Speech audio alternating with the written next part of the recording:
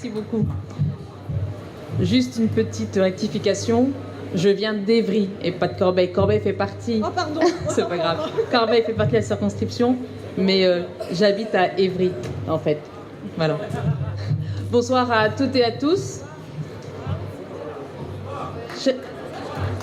Chers amis, je suis très heureuse d'être ici parmi vous ce soir, à Montreuil, pour cette dernière ligne droite. Votre accueil, en tout cas, est chaleureux, parce que le temps, un peu moins, mais l'accueil, en tout cas, a été très chaleureux. Vous savez, pour les candidats que nous sommes, ces soirées comptent énormément. Elles montrent la vitalité politique de notre mouvement, et je dirais même de nos villes et de nos quartiers. Oui, je pense que ce scrutin européen intéresse et concerne tous nos concitoyens. Je ne suis pas de celles qui pensent que les gens s'en moquent.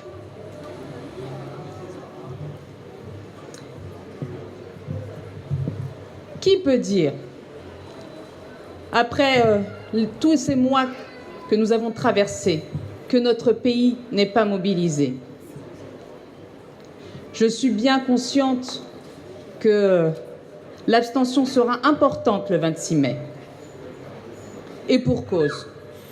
Et pour cause, il y a tant de raisons d'être en colère contre la politique, en colère contre la démocratie telle qu'elle existe aujourd'hui en France et en Europe.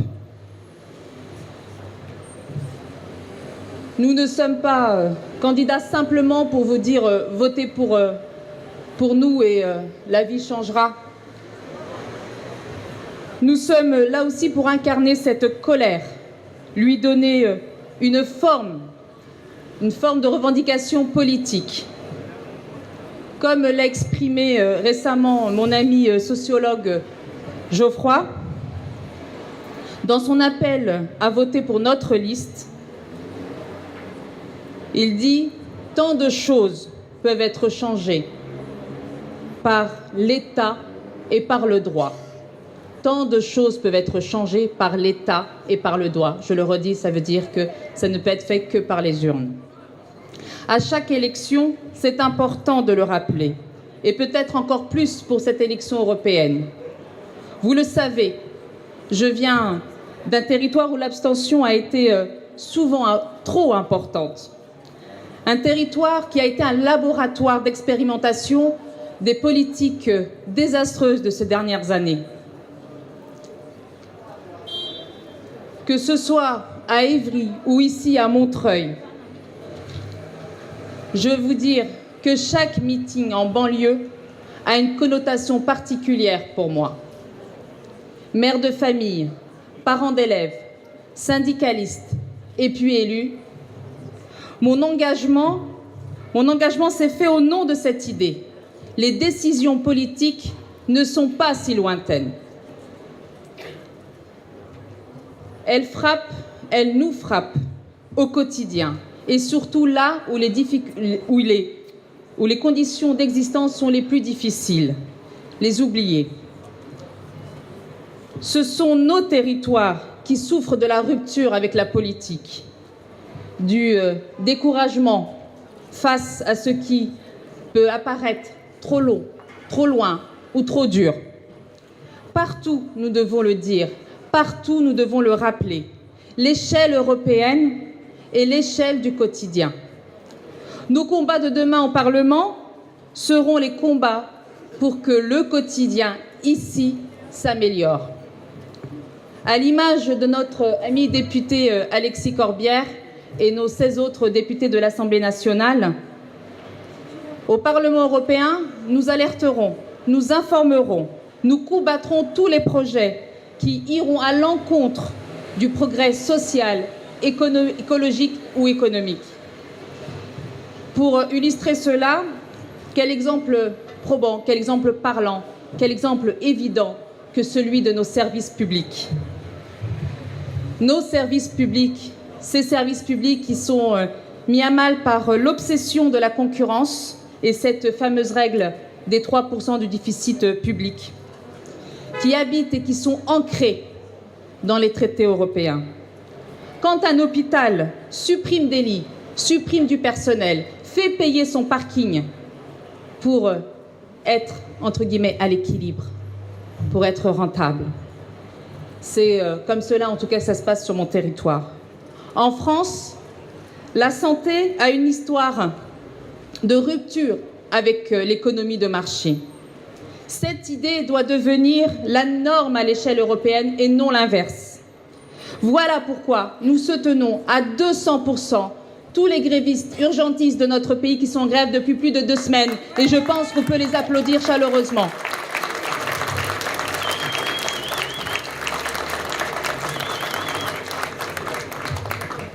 Quand la sécurité sociale, par souci d'économie, décide d'informatiser intégralement certains services et plonge de fait une partie des usagers dans un dénuement total. Je pense ici à mes parents, mais également aux millions de Français pour qui l'accès aux droits semble et reste un enjeu crucial en France. Non, il n'y a pas trop d'avantages sociaux. Il n'y en a pas assez. Et la vérité est que nombre de nos concitoyens accèdent encore trop peu à ce qui est leur droit. Quand le gouvernement décide de s'attaquer au statut de la fonction publique, derrière lui, cette précieuse mission de l'intérêt général, donc non rentable. Comment peut-on demander à un professionnel de l'action sociale de l'enfance d'être rentable? Comment peut-on demander à une infirmière d'être rentable? Comment peut-on demander à un instituteur d'être rentable? Ce sont ces combats-là, mes amis, ce sont ces combats-là que nous mènerons au Parlement européen. N'écoutons pas ceux qui veulent séparer la question nationale de la question européenne. Évidemment qu'elles sont liées. Évidemment que ce scrutin enverra un signe fort, un signal fort à plusieurs niveaux. De Macron à Juncker et de Montreuil à Bruxelles. Et croyez-moi, nous ne sommes pas seuls en Europe. J'ai eu la chance de rencontrer les courageuses et courageux qui, partout en France, mais également dans l'Europe, se lèvent pour une autre Europe. Une Europe écologiste, une Europe humaniste, une Europe sociale. J'ai été il y a 2 semaines à Copenhague avec des militants écologistes des 4 coins de l'Europe. Et quel bonheur! Vraiment, quel espoir! Nous parlons le même langage.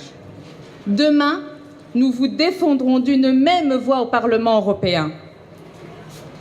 Il reste quelques jours d'ici le 26 mai, exactement 2 semaines à peu près. À mesure que le scrutin avance, le jour de ce scrutin avance, la dynamique s'amplifie. Et elle s'amplifie en notre faveur. Nous sommes à la fois le seul vote d'opposition à la politique de Macron, mais également le seul vote pour une autre Europe.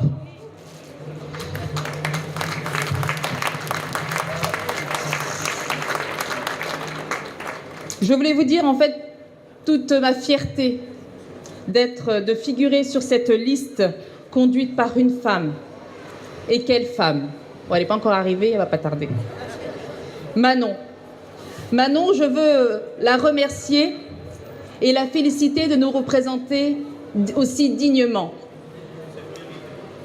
Cette femme, par tant d'aspects, je me retrouve dans sa ténacité, dans sa résistance face aux attaques dont elle fait l'objet, puisque c'est une femme donc toujours cible d'attaques plus faciles. Car c'est cela la société que nous défendons, que nous voulons défendre. Le combat contre les injustices.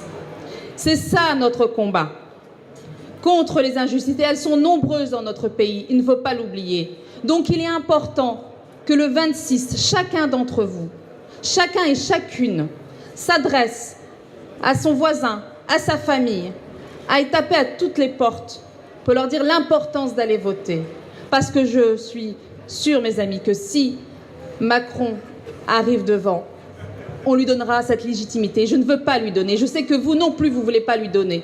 Parce qu'il sera légitime ensuite pour mettre en place, pour appliquer toutes ces réformes, notamment concernant la retraite et l'éducation. Et ça, le peuple n'en veut pas.